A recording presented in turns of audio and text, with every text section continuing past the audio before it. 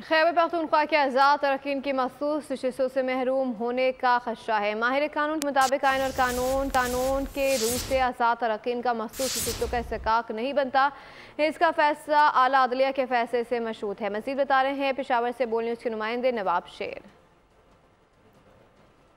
जी बिल्कुल, खैबर पुख्तनख्वा के नौमुंतखब आज़ाद अरकान ने सुन्नी इत्तेहाद कौंसल के साथ इत्तेहाद कर लिया है और इस सिलसिले में माहिर कानून मखसूस नशस्तों के हवाले से क्या कहते हैं, इस वक्त बात करते हैं माहिर कानून से। कानूनी पोजीशन, जब कोई पार्टी जनरल इलेक्शन का जब इनेकाद होता है तो वो ख़वातीन की मखसूस नशस्तों के लिए और अक़लियतों के लिए अपने एक लिस्ट जमा करती है।